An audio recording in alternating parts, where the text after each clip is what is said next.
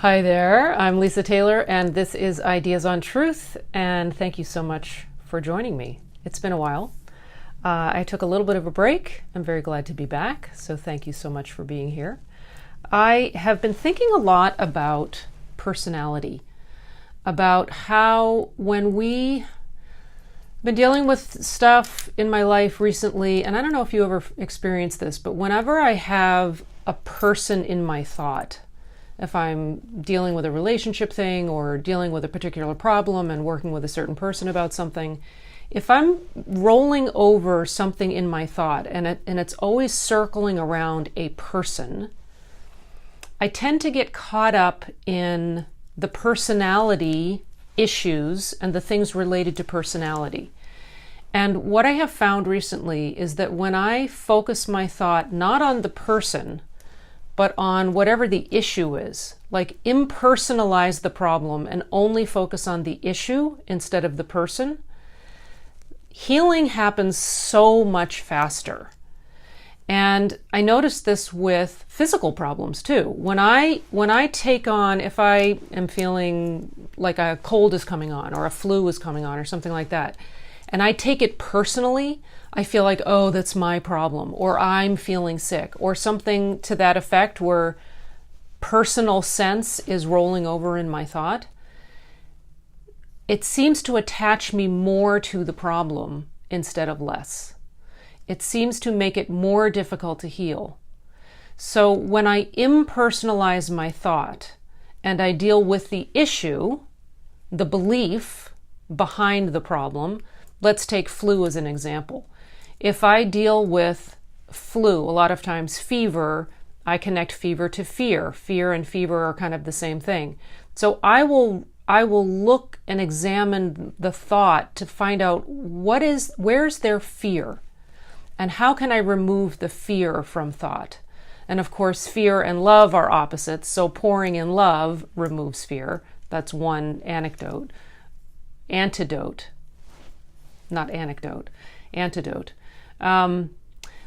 But being very clear that personality or personal sense is not running the show.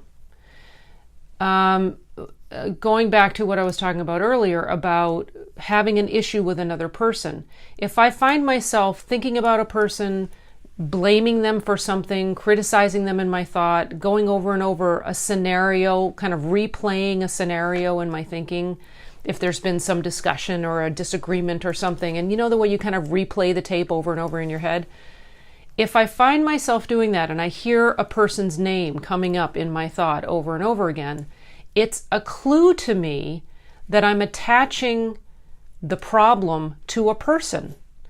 And it's a clue to me that I need to impersonalize my thinking and impersonalize my approach to solving the problem. I need to remove the error or the mistake or the sin or the missing the mark, whatever term you want to use for that. Remove it from the person. Don't attach it to the person. And when there's a sense of sickness coming on for you, don't attach it to yourself. I read recently in this book called Christian Healer about personality being the concept of personality or personal sense is the concept that is limiting infinite mind. If you are believing that there is a personality, then you're believing that mind, the synonym for God, all intelligence, creator, source, you're believing that in some way, shape, or form, God can be limited to a person, to a finite, mortal sense of person. When just the opposite is where our thinking needs to be. We need to be thinking that we are a reflection of mind. I heard a really interesting recording recently by this guy, Norm Blakeman, who was talking about the concept of reflection and that we are reflections in mind, that we are reflections of God. And he was saying, okay, think about the reflection in the mirror. When you stand in front of the mirror and you see your reflection in the mirror, it doesn't take time for the reflection to be your image. to reflect back your image. It's an instantaneous reflection. The image is identical instantaneously. And if we use that concept in terms of our being a reflection of God, I just thought that was a really cool concept. Instantaneously, we are the reflection of God, perfection. So there's no time lapse. There's no sense of growing into that. There's instant acknowledgement that reflection is instantaneous, that we are immediate objects in mind, capital M, that we are immediate reflections of God. I don't know, I just like that concept. Anyway, a little detour there. That was a Norm Bleichman Daily Lift that I listened to, if any of you listen to the Daily Lift. It's actually a cool little couple of minute recording that they post every day. But getting back to personality, if we are identifying through personal sense, through personality, we are limiting identity and we are limiting God. We are limiting our reflection. We need to be throwing off personal sense and recognizing more and more of the infinite nature of who we are as reflections of God.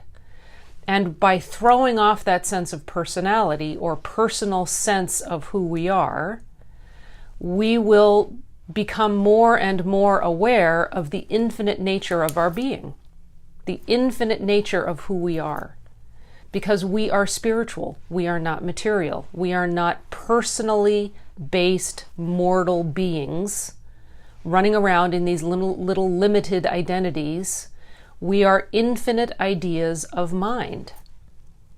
Throwing off personal sense, throwing off that sense of personality. It's kind of like in education, they talk a lot about sort of fixed mindset and growth mindset. If you believe in personality, you're basically believing in a fixed mindset. You're saying, I am this person with this outline of qualities that's fixed. And where in there is the sense of ever-expanding consciousness of identity? Because that's what identity is. It's consciousness. It is conscious being. And as we grow in our sense of self, in our sense of infinite self, we are expanding consciousness to fill that sense of ourself, to find sort of the infinite, there are no limits, but the infinite edges of that, which are ever expanding. It's never, ever limited. So personality is something that we need to examine. I've been doing a lot of thinking about it, and it's really helped me tackle some challenges recently that seem to be coming at me from a particular person. But as soon as I detached that person from the issue, it immediately sort of took the power out of the problem. It made the problem not have a person to act through. It took away the mouth, it took away the hands and the feet and the intention from the problem. Because as soon as you attach a problem to a person and give a person ownership of an issue, you give power to the problem. If you claim sickness, if you say, oh, I don't feel well, oh, I feel sick, oh, I feel a cold coming on, and you attach it to yourself, you've just given it power. You've given it a place to live. You've given it a thought to sort of communicate through. When you detach the issue from person and you don't give it power, it has no place to go because it's only suggestion. It's not real. It's only suggestion. So that thought, I feel sick, take the I out of it. What if the suggestion was, you feel sick? Would you listen to it and say, no, I don't feel sick? We get tricked because I feel sick is the thought that comes to us. The suggestion comes in the first person. It's still a suggestion. And it's still just a suggestion. It's not reality. It doesn't have power. It's a suggestion, hooking you to give it life, hooking you to make it personal, to make it yours, so that you own it and give it life. Ego, it's all false ego. It's all that false sense of ego. So that's another way of sort of identifying personal sense or personality. It's the false sense of ego. And anyway, I guess I don't need to belabor this. I've kind of made the point I wanted to make. I really appreciate you guys letting me know how you feel about this. If you've experienced the impersonalization of error and how that's helped you in healing, either yourself or others, how that's helped you in practicing this science and applying these laws of life, truth, and love in our lives, in our day-to-day walk, because that's what it's all about. It's about applying these metaphysical truths, these divine laws, to our daily life. It doesn't do us any good if we can't put it into practice. So my experience of dealing with this issue with an individual, impersonalizing the error and dealing with the error, impersonalizing a sense of false power and saying it's not coming from that person, detaching it from the person, and then dealing with the belief that there could be a power apart from God. That was the train of thinking that I went through. Recognizing that God is the only power.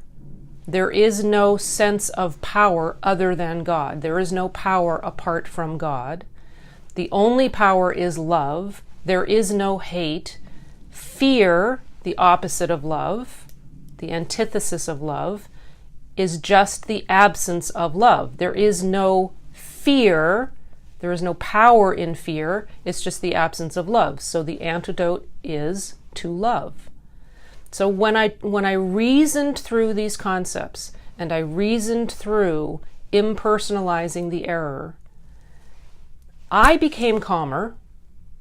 I saw more clearly the reality of the situation.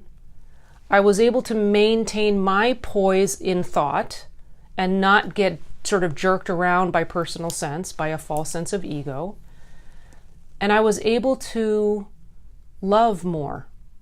I was able to see through the veil of error, see through the veil of personal sense, and see God's true man in the individual that I was having a struggle with. That there seemed to be a struggle with. I wasn't having the struggle with them. You know that old adage, there are 3 different types of business. There's my business, there's your business, and there's God's business. And there's really only one place I can be, and that's in my own business. And let God be God and leave other people alone. Let people go to God. Let them deal with their own stuff with God. It's none of our business what other people think, what other people do, what they think of us, none of our business. It's God's business. So this kind of ties into that.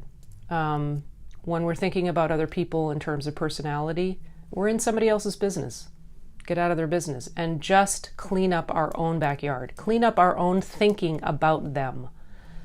Leave them to God and make sure that how you're viewing other people aligns with how God is viewing other people. Then you know you're safe. Then you know you're in the right lane. See yourself as God sees you and see other people as God sees them. And leave it to God.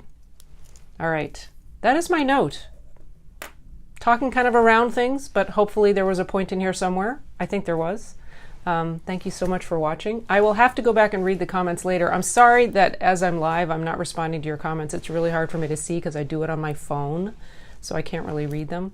But so much love to you guys. It's nice to be back. It was a very good break, and I was in the cone of silence away from signal, and I thought I was going to have signal a week sooner than I did. So I ended up waiting till I came home because I didn't have any Wi-Fi where I was, and I figured I ran out of data and there was really nothing I could do about it. So it was kind of an enforced cone of silence, which I took full advantage of. So thank you for your patience. Nice to be back. Lots of love to you guys. Bye.